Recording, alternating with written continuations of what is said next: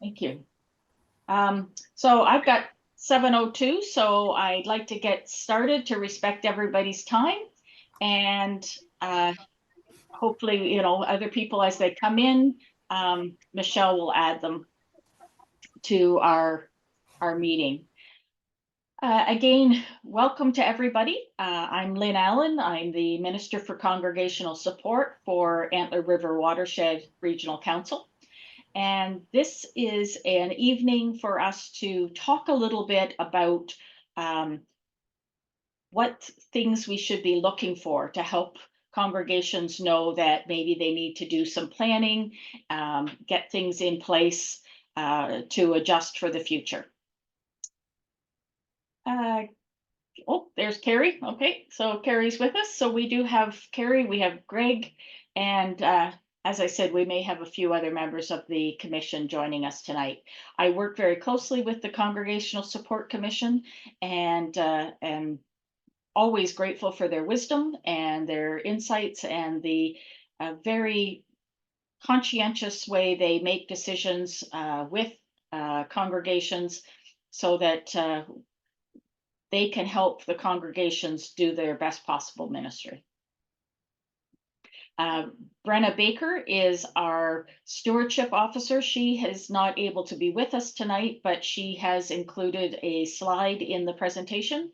And so we will get to that at the appropriate time. And it looks like, oh, I've lost how many participants we were at, but looks like a full house, so that's good. We have 98 devices, Lynn. It's Michelle speaking.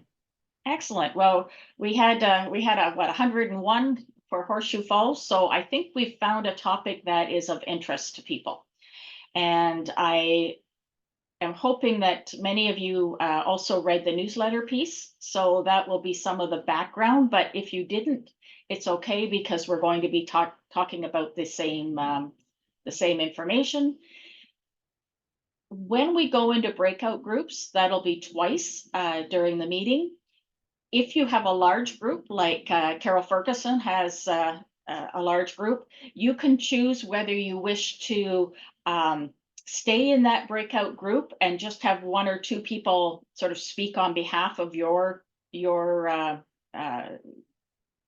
screen, or if you want to leave the room you're assigned to and instead have a discussion among yourselves. I do think there's great advantage from hearing from other communities of faith, but it's whatever works best for you. So as we begin, I wanted to start with a territorial acknowledgement. I'm on land which is part of Treaty 3, which is the 1792 Land Between the Lakes Treaty. And here in, I live north of Aylmer, Ontario. Catfish Creek runs through Aylmer, and Catfish Creek is the western edge of that treaty, and it goes over to the lakes, to Lake Erie and Lake Ontario. So I know that in my area, the peoples were the Haudenosaunee, the Anishinaabe, the Attawandaronk, and the Mississaugas. And I trust that you will also be acknowledging in your own minds and hearts the Indigenous peoples where you lived. But as I appreciate how much I've learned doing territorial acknowledgements, but I also think it's important that we don't stop at just remembering who was here in the past.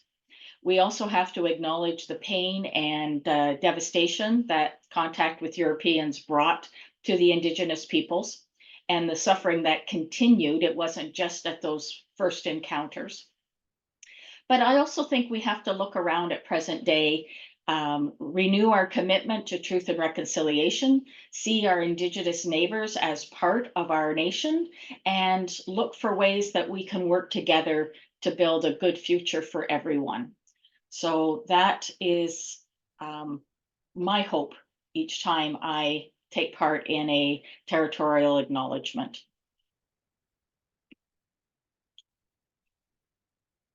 And if anyone has any concerns throughout the meeting tonight, put them in the chat. Michelle will be able to help keep tabs on that. If you have questions, you can put your hand up, and again, she'll help me if I don't see it, because I'm kind of juggling a couple of screens here tonight. But together we'll get your questions responded to. And notice I didn't say answers. I don't always promise to have the answers for everything, but I will respond to your questions, and hopefully this will be a meaningful evening for you. So the topic of the newsletter that went out was signs to watch for, especially for vulnerable congregations. And I certainly have the best graphic for tonight with the thunderstorm. We're all very familiar with warning signs, right? If you look out your window and you see some dark clouds in the horizon, for me, I'm usually looking west to see the storms that are coming at me from Windsor and Chatham. Then I know it might rain.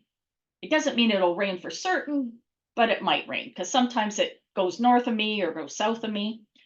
But I plan my day accordingly because there's some clouds. If I look out and it is completely overcast and I hear thunder, well, then I know it's a much more likely scenario that it's going to rain. So I'm probably going to grab my raincoat and maybe an umbrella. And if I look out right now and I see the sheets of rain coming down, well, then there's no question that I need to respond to the weather that's around me. And the signs are like that. Signs don't always mean something will happen for sure, but they can be good indicators that things are changing and that we should take note of them. For example, if you think it might rain later in the day and you're a golfer, you might move up your tee time, right? So we always are responding to signs. We have to learn to recognize them. We teach them to our children so that they can prepare and they can make good choices. They know when to cross the road, for example. And the signs that are mentioned in the recent newsletter, or we'll talk about tonight, they're not meant to panic anyone. Okay, they shouldn't panic you any more than when you're driving along and you see a deer crossing sign. You're not supposed to slam on your brakes because you've seen the sign. You're supposed to slow down and pay more attention to your surroundings to help prevent an accident. So that's what these signs are like. It's a reminder to pay attention to what's happening. And because you may be in a place where the risks are higher.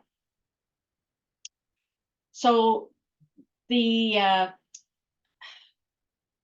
congregational support commissions in all three regions, ARW, Horseshoe Falls, and Western Ontario Waterways, went together and we commissioned a group to do some review of what makes congregations vulnerable. And what they looked at were congregations that had closed in 2019, I believe. And they looked back over the previous years to see if there were any common factors. And what they found were some risk factors. And they found that if you had 3 or more of these, then you were at higher risk of closure or amalgamation in the next 3 to 5 years. So these are the signs that we need to watch for. And these are this group of warning signs are financial. One is if you've had an annual deficit for 3 or more years consecutively. And I know that a lot of congregations are struggling with deficits. We see that in your annual reports. If your annual expenses are running 30% higher than your revenue. So you may have enough money in your investments to balance your budget, but overall your expenses are 30% higher than income. If you don't have enough cash and long-term investments to cover your deficit 3 times, then that's a warning sign. If your property expenses are 30% or more of your annual expenses, so when you add up all your utilities and your insurance and just general maintenance, if that's costing you more than 30% of the rest of your expenses, sorry, I didn't say that right. If that is equal to 30% or more of your expenses, then there's a sign that your building is taking a large percentage. If your staffing costs are greater than 60% of your total expenses, that may also be a reason for concern. And if you see a trend of declining income or increasing deficit. Now, these shouldn't be shocking to anyone, but sometimes we don't think of them all together as things to be concerned about. And one of the areas that helps you track this is your financial viability worksheet that's part of the Community of Faith profile. And if you haven't done that yet, I really recommend that you make that a goal for this year, is to work on that profile. And starting with the financial viability worksheet can be a way to see how many or any of these signs might be there. Another warning sign is a declining number of members or volunteers, right? I don't think there's a congregation out there that hasn't at least gone through a stage where they have been seeing a decline in their membership, especially during COVID, and all those people we hoped would come back after COVID and didn't return. But we need to celebrate the ones who are still with us online and in hybrid worship. But we've also lost a lot of people. And so many of our congregations, our churches, maybe look like this picture on a Sunday morning where there's lots of spaces.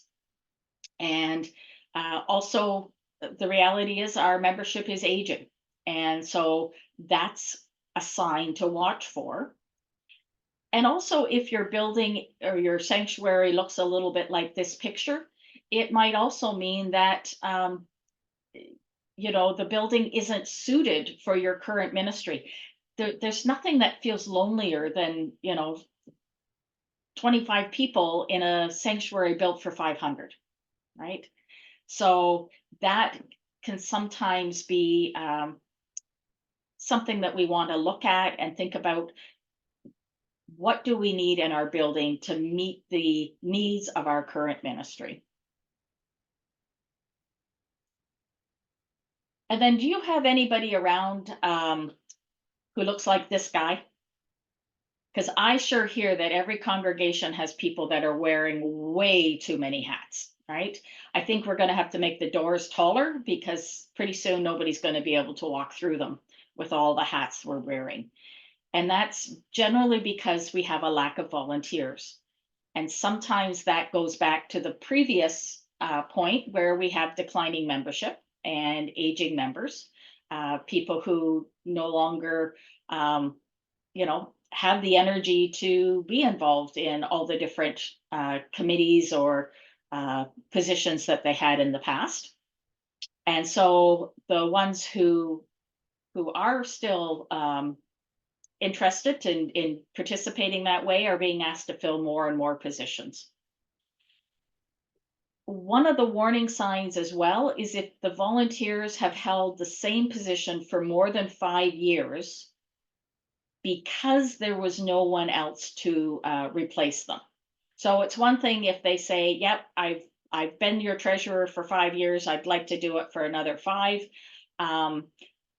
As opposed to, I've been your treasurer for 20 years, I'd really like a break, but there's nobody here who's willing to take it on. That's the kind of concern that we pay attention to. Also, if you have trouble filling the primary requirements, having enough members for your board of trustees, or the 3 members required for your M&P committee, that can also be a warning sign. hearing that your volunteers are feeling exhausted and overwhelmed to the point that they're starting to feel resentful is also something we need to pay attention to. Um, as I said, when you have fewer and fewer people showing up for worship, or and this one's a little different, but sometimes there isn't a change in um, volunteers on the board or on committees because there hasn't been an opportunity created for others to get involved. And that might not be due to a shortage of people, but a need to think about how you could let other people get involved in sharing the work of the church, even if it means things might change and they're going to do it differently. A sign of a healthy congregation means you're going to have those opportunities for new people to get involved.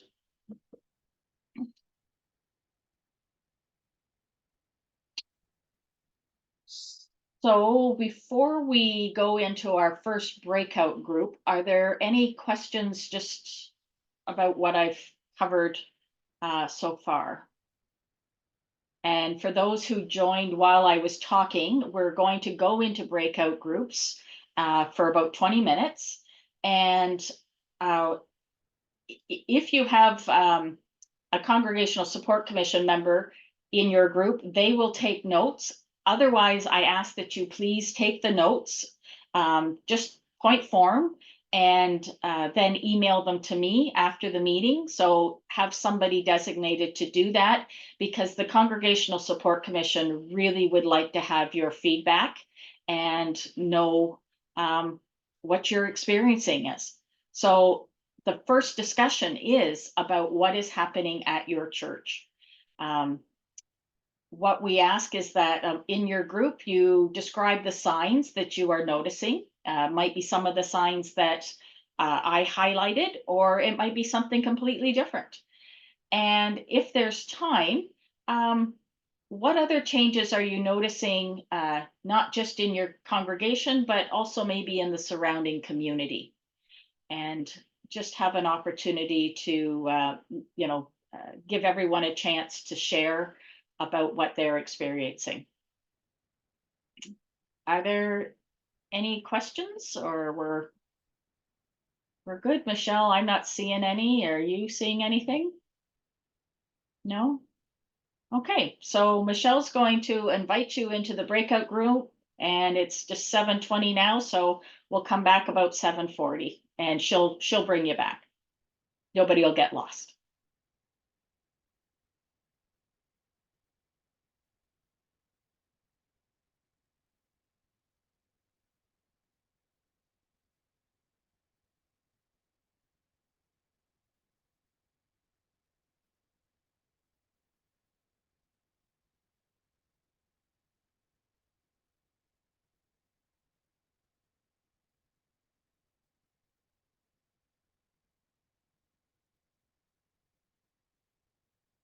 Everyone, I hope you had an opportunity to share with each other about some of the signs you might be seeing. And I'm just, again, a reminder, my email will be on the last slide this evening. So you'll have it to send me your notes that you've taken in the rooms. I know we had a couple people that had some tech glitches, but I think everybody got back to, if not where they started, to someplace new. So is there anyone who wants to just were there any questions that came up, or something that you wanted to share out of your breakout group? We'll take a couple minutes to do that. Just raise your hand if you have something you want to say, or if you can't find the little reactions button to raise your hand, just shout it out.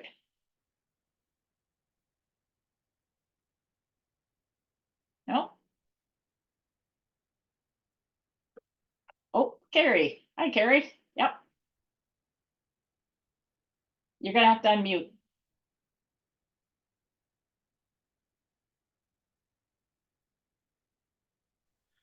There I go.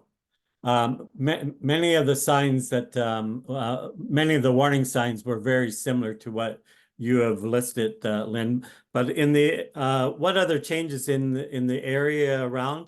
I think a good point is social services are just as stressed out as churches are. I think that's good to remember. Lack of volunteers, lack of funding, always fundraising, and it wears them out. So Yes, yes, it's not just churches that are experiencing that. So good point. Thank you. Richard. Thanks. So our group, again, same ideas. Again, larger buildings that have smaller congregations, but light sort of with some opportunities, I guess, to draw people in, whether it's through a community group, whether it's daycare, whether it's different events that you have in the community. Whether it's a venue for weddings and that sort of thing. It's it's having these resources that are available and letting people know that they're there, I think, in part.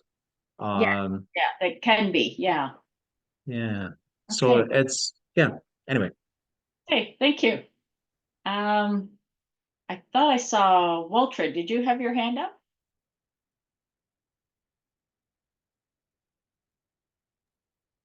Hi. No, I don't. Sorry if that was a mistake. No, no, No, sorry. no, sorry. I was just trying to unmute myself. Walter, not Walter. Sorry. You Yeah, guys. no, it's Walter. Yeah. Yeah, I just well, Lynn, we're going through a lot of evaluation, some of our, financial challenges. But one of the things that really caught onto us, and we talked about, and I'm seeing it, is the need and the wish to become involved in community again.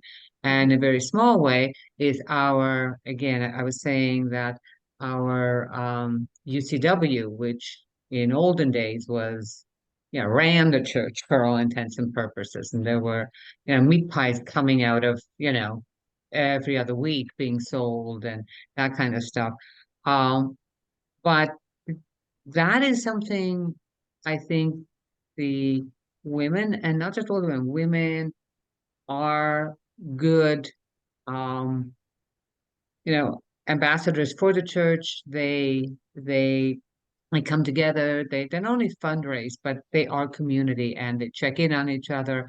And we have UCW women who can no longer attend church, and they're 97 and 98, but boy, they are not forgotten. And I think that makes a huge difference. Yes, it does. So, Yeah. Okay, thank you. And Mary. We were talking in our group. I think one of the biggest problems that we face is that we don't do a very good job of promoting ourselves or explaining ourselves or talking about in terms of our own congregations or potential people joining us. We don't do a good job of explaining when we go up to them to ask them, we don't ask people to take a role on. And if we do ask them, we'll tell them it's nothing, it's not that difficult. And then you get into the process and you find out it's a lot more difficult than you anticipated. So I think we explain ourselves a lot better. I think that, we've never been flag bearers for the United Church. None of us, announce that constantly or talk about it. And I think that's something that we need to do. Our church has just kind of finally identified where it is in the grand scheme of things. We had a name, we had a double-barreled name. And the first part of our name was that area doesn't exist anymore. So we've actually now got signs that say Ruthven United Church. Right. And, that are standing out, that are directing people to us. And we're trying to engage the community a lot more. But even something as simple as, Audra just mentioned, UCW.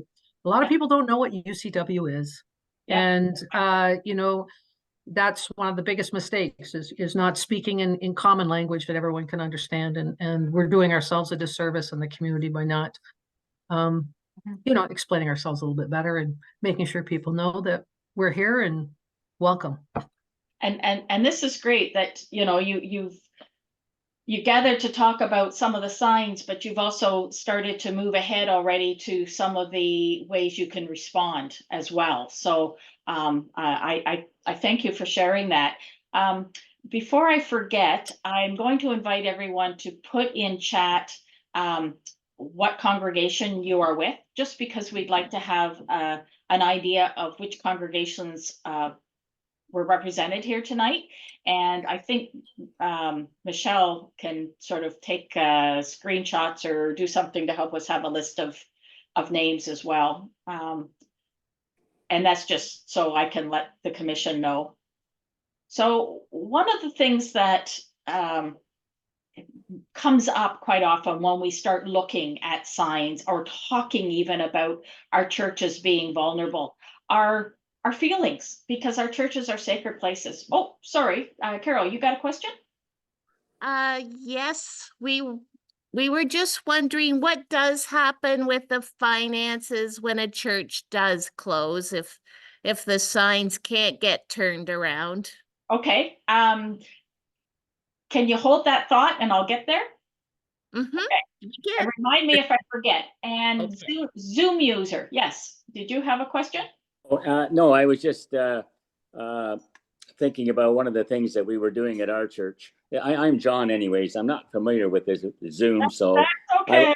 I was muted for a while there. And anyways, one of the things I think is that the church building itself needs to shift away from just using it for Sunday, but getting into like an all-purpose center to get people in, to then maybe they'll want to ask about what else is going on in the church. And I think to open it up that way, as we're doing, almost creating an event center kind of helps get our United Church out there. Good, good. And Jeannie?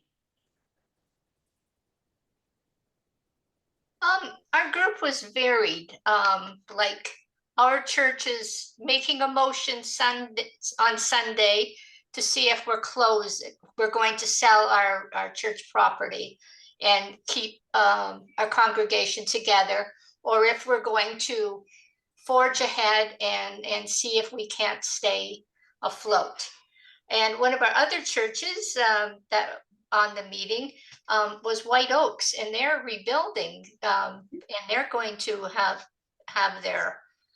their church on the main floor of an apartment building on their site, and with condos, and that's just amazing. And one of our other people, they have someone who's paying to have a bus that goes around and picks up 6 to 8 people every Sunday. And they were worried about, another thing was they were worried about the people who are on YouTube and that, how to, help them to keep coming to the church and actually visiting the church. And it was things like that we talked about. And that's it. Thank you.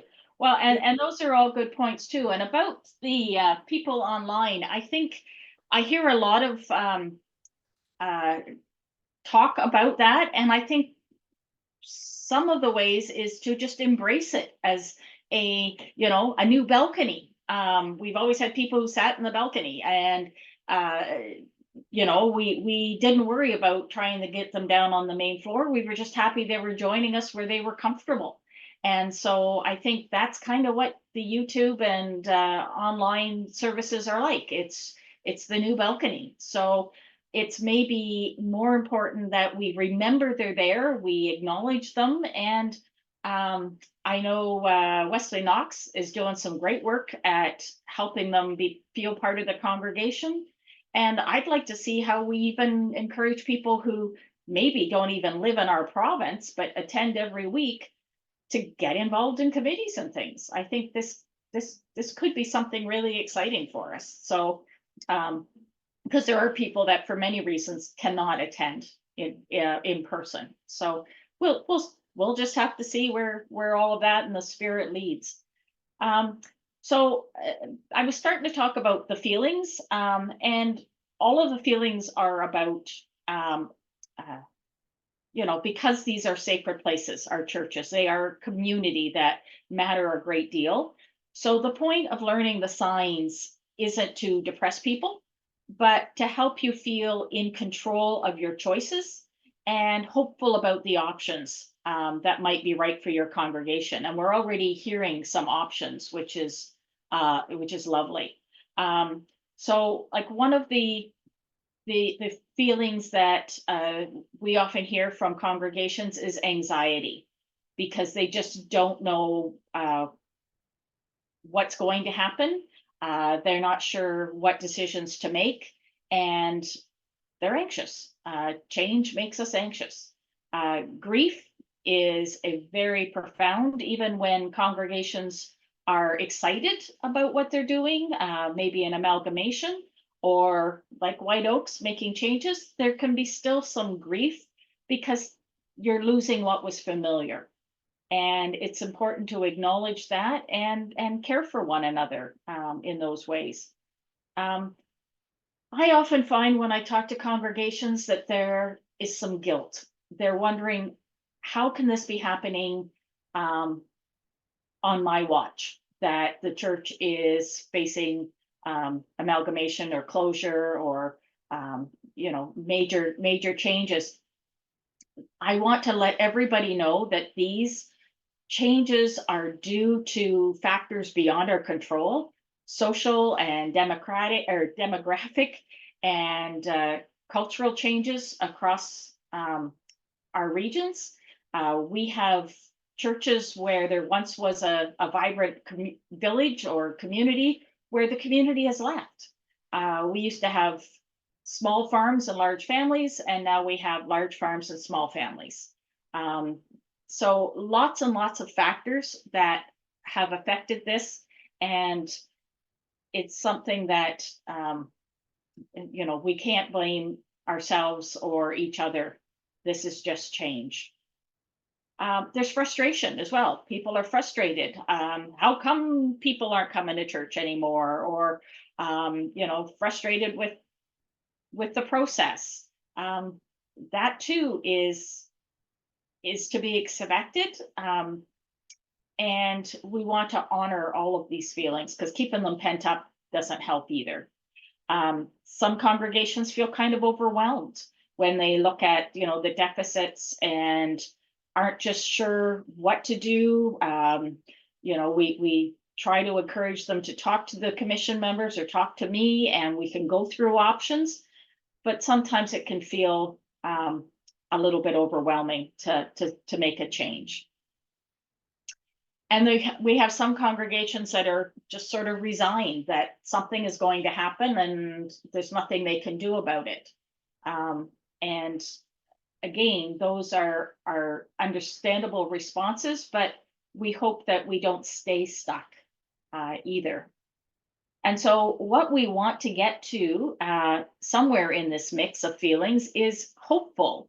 And that hope comes from being able to make choices and pick the options that are right for your congregation.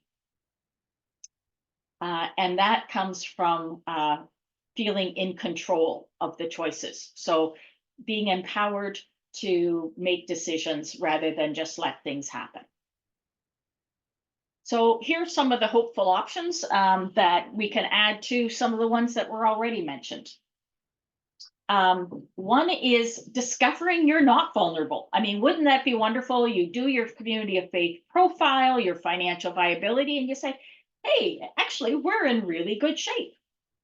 So if you discover you aren't vulnerable, the question for you tonight, or as you go forward, is how can you then help maintain a united church presence in your area? Is there a way you could reach out and share resources with another congregation nearby? Is there a way that you might be able to do some collaborative ministry with other congregations?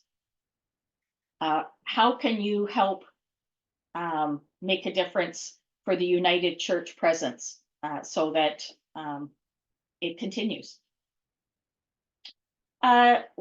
We have some phenomenal worship resources, and now that we've all become much more tech savvy because of COVID, there are programs that are available that include the entire service from, call to worship to benediction, and they are available to be shown in your church.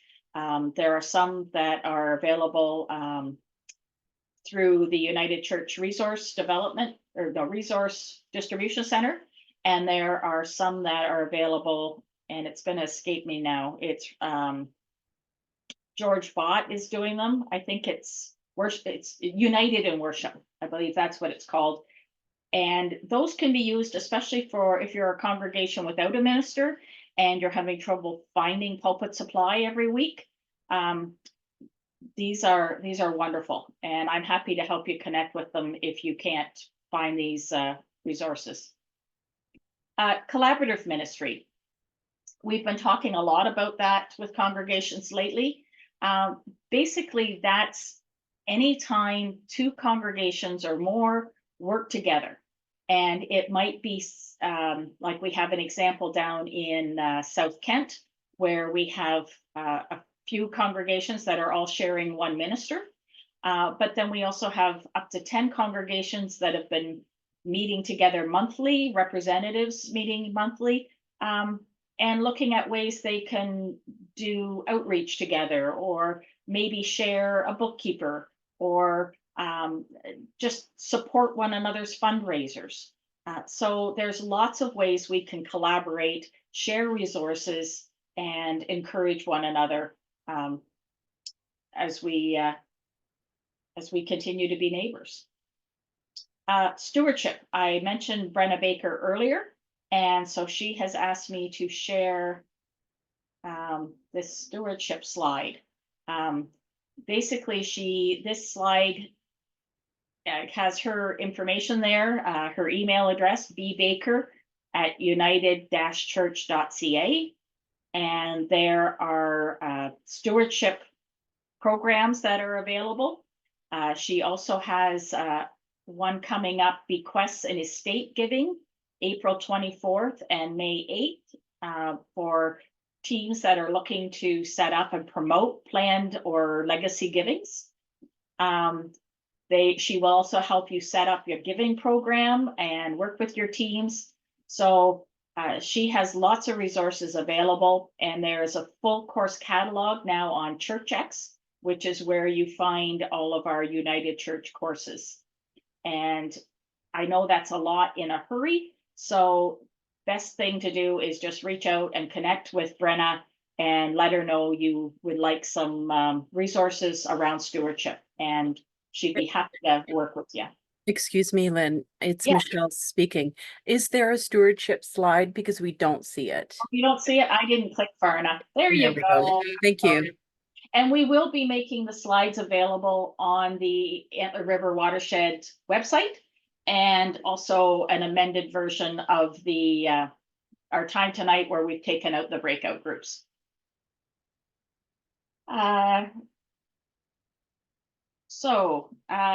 Hopeful options are also discovering that your sorry, I did the stewardship already. There we go. Reducing expenses and increasing your income. We all love to do that, but there are ways that we can look at it. Some of you talked about leases, and maybe you do some other collaboration, or you redevelop some of your property like what White Oaks is doing. You can also talk to our new growth animator, who is Greg Smith Young, and his role is to help congregations refocus their ministry and see how they might be able to build on their ministry. Amalgamation is an option and a way to be part of a new beginning. So 2 or more congregations come together and form a new congregation. And often they bring into it the strengths of all of the congregations, and the ministry that was important to them. So that can be really helpful. Back when I was talking about collaborations, there's also something we call nesting.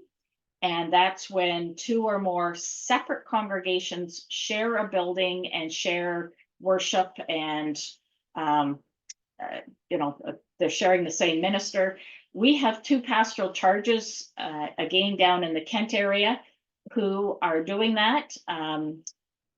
Wesley sold their building last year and moved in with Charing Cross. And that relationship, that's going very well. And then Fletcher United has just listed their property for sale and has moved in with or is nesting with Merlin United Church.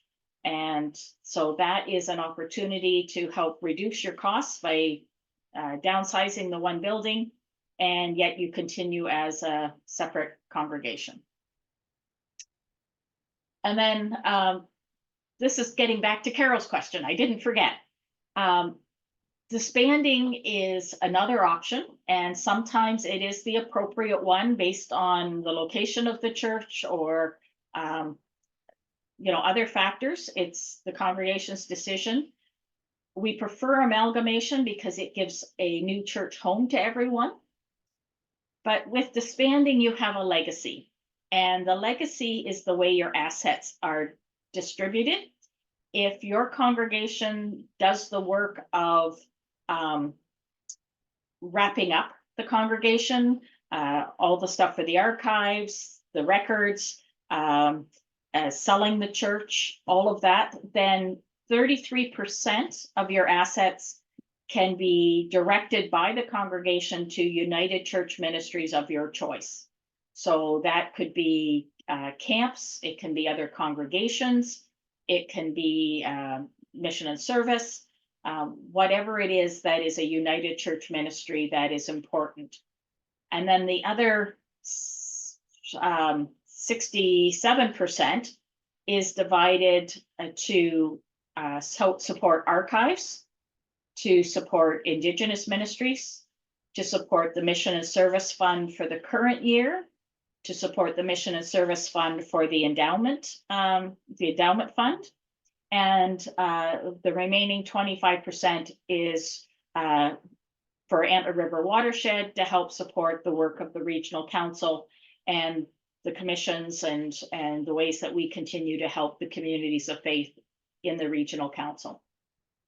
So that is how it's distributed. All of these things I've touched on have a toolkit on our website, and that's where you could find the breakdown again of the distribution of assets, information about amalgamations, sample amalgamation agreements, sample collaborative agreements. There isn't a toolkit for stewardship, but there is the link on the main page to Brenna Baker under staff. You can find her there. And same with our growth animator, there's contact information for him. So if you're looking for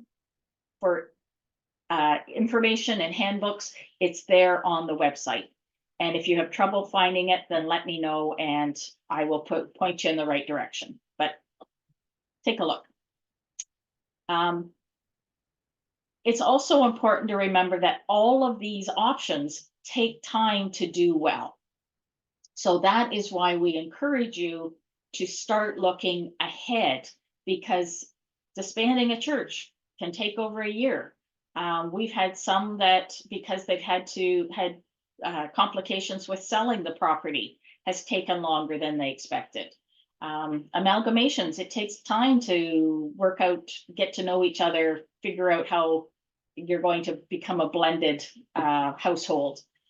So what is the most unhopeful thing that I see is when congregations don't make a decision and then they are left with only a few months worth of resources and the decision is really taken away because there isn't time to make to look at all the options. And so then it becomes a rush decision and it doesn't become a an opportunity to celebrate ministry and to look forward to new ways of supporting ministry.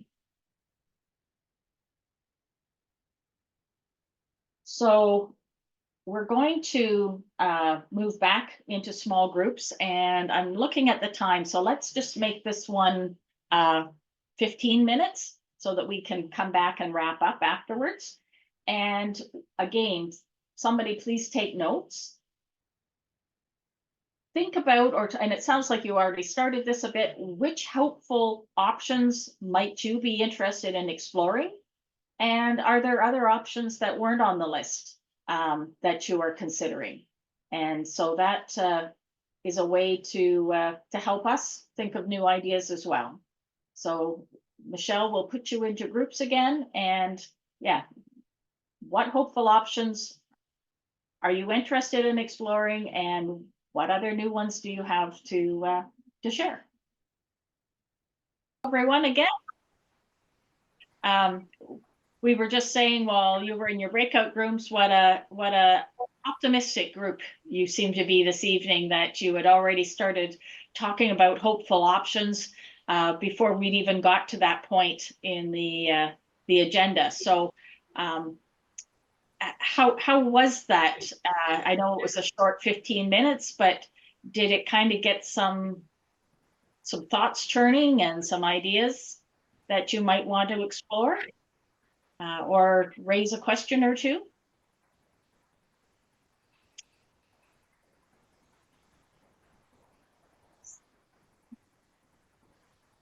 Well, I'll let you ponder that. Oh, yes, Carrie. Thanks, Lynn. Out of our group, there are a number of good topics, but one that came up was, how do we begin the conversation? If it's collaboration or nesting or that, especially if we don't know our neighboring United Church communities of faith. Yeah, great question. And first of all, I'll tell you, they're nice people. Because I've talked to, lots and lots of United Churches, and that's what I discover is they're nice people. So the best thing to do is reach out, and actually in our collaboration toolkit, we have some steps listed for how you might start the conversation. We suggest that a couple of members of your board reach out to a couple members of their board. Ministers are great, but this really needs to be a conversation between the members of the churches. So what we did down in Kent when we started that, we had Eric Skillings and Colin Swan were helped with that at Bruce Cook. They just sent invitations to all the local boards, inviting them to send 2 or 3 people to a meeting. And we came together, and I did a bit of a presentation, but then those people took it from there and continued on the conversation and let us know what they wanted to talk about. So that's one way to do it. The other way is to, first talk among yourselves as a congregation and be really clear about who you are and what your needs are. What are your ministry priorities? So that then you can ask questions about, who else is maybe doing a food grains project, or who else is interested in food security in our area, or working with supporting migrant workers, that sort of thing. So sometimes it's important to know yourself before you reach out to the others. And if you want help facilitating a meeting, let me know. I'm happy to help do some of that facilitation as well, and organize an information session so that it maybe feels less like a date where you've invited somebody over. We can organize this information group for everybody in your area.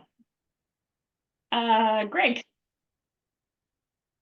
Thanks, Lynn. I just wanted to share from the group that we were speaking with. We're very interested in talking more about shared worship resources like Rural Connect, Yes. and that sort of thing. And the idea that we've got a lot of churches who are doing lots of pulpit supply, or just the group we were dealing with either had recently retired or soon to be retired ministers. So they were just addressing that they were great at doing fellowship. They're great at doing volunteerism. They're great at all of the stuff of running church, but finding enough people to fill pulpits was a bit of a struggle. And it was great to hear that, because there are many options out there to fill that digitally. You had shared a few of those as well. And there's some really creative and interesting ways to share ministry on the Sunday morning. So you can just get that off of your worrisome list, so you can focus on running a church and Sunday morning's taken care of. So it was great to hear that conversation. And there's, that's a space where lots of sharing can be a thing too. And that doesn't have to be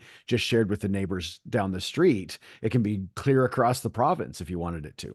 Exactly. And I neglected to mention Rural Connect, and it is helpful. Right now, Harrow United Church is doing online worship with Essex United Church and also with Delhi United Church.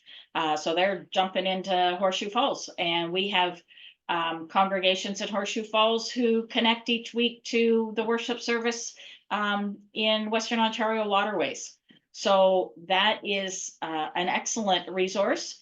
As again, I mentioned the other ones that are sort of, just you can download the whole thing, or you can download and divide some of the parts up to have different people, maybe lead a prayer or something.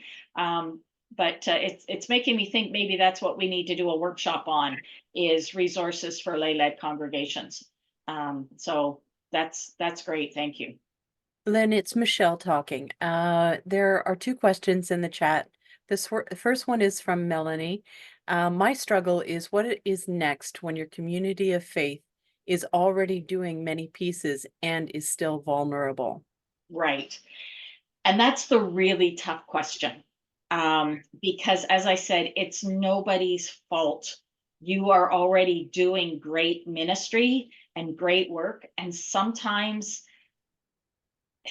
there's just there's no way around the fact that you are running out of resources. And I talk to congregations every day, and it's usually financial and the volunteers are the two big concerns.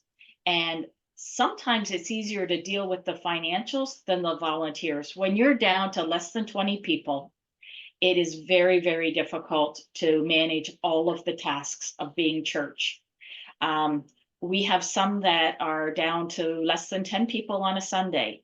And again, trying to feel that energy and sense of community gets hard when it's a small group like that.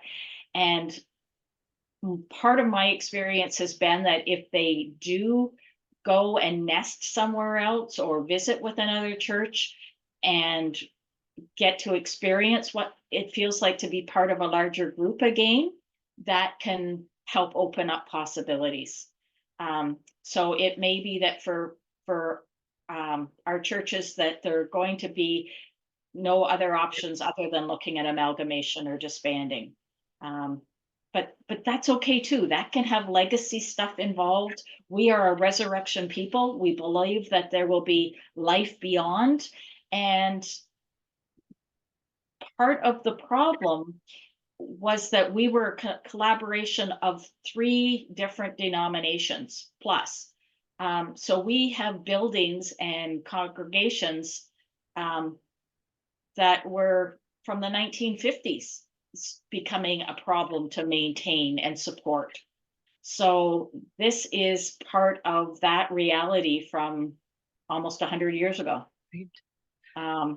And what I want you to know is this is for every congregation, no matter what you're going through, you're not alone. Our new creed reminds us of that, but also the Congregational Support Commission wants you to know that they will also be with you to help walk you through whatever you choose to do as a congregation. Okay. Thank you, Lynn. Okay, this one is from Catherine. Is there an up-to-date list of addresses, phone numbers in ARW Regional Council, as this has not been updated for years? So we have not been providing a directory, partly because they change rapidly. We find that most congregations in your local area will have websites if you need contact information. If you can use Facebook to reach out and connect as well.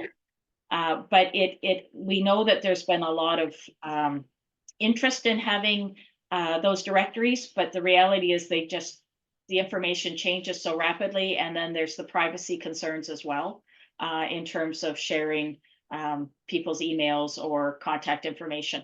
Often what I do is I can also reach out to the main office and just ask them to put me in touch with the chair of the board or the secretary of the board so that I have that confirmation. It might mean a little more legwork, but you can still get the information.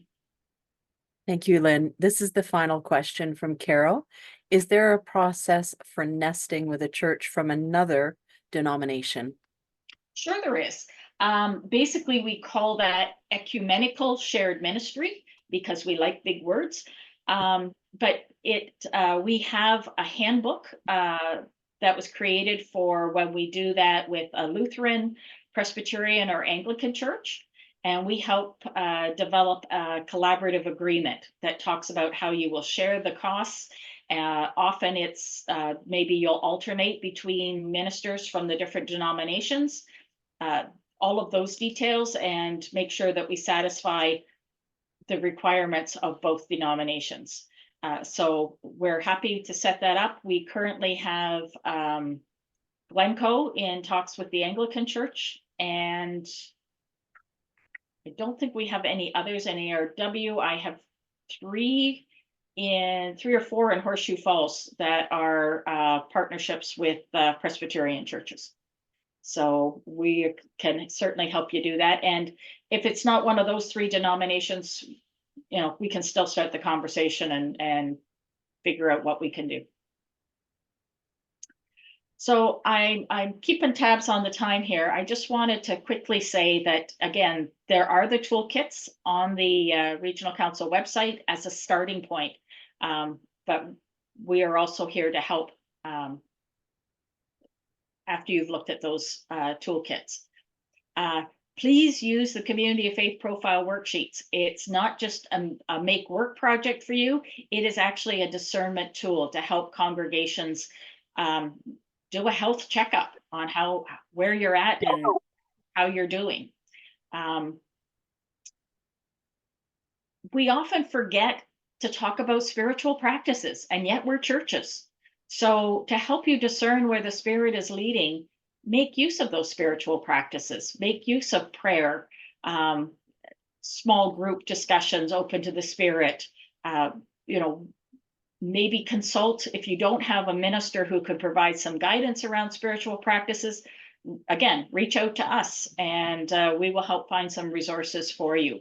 But let's not forget to include God in the conversation. And then, as I said, reach out to Regional Council commissions. If it's around pastoral relations, it's our colleague McCall Cottrell. If it's around other matters related to your congregation, it's the Congregational Support Commission. And if you're looking for information on things like becoming an affirming church or specific social justice matters, then it's the Discipleship and Justice Commission that can help with that. And Kathy Douglas is the Minister for Faith Formation, and she works with camps and youth programs and UCWs and has phenomenal resources to share as well. So don't overlook us. We're here to help. And then finally, I promised you my email address so you can send me all of your notes. And we know that this is a challenging time for congregations, but it is also a time where, I say it's not surprising that we have churches that are becoming vulnerable.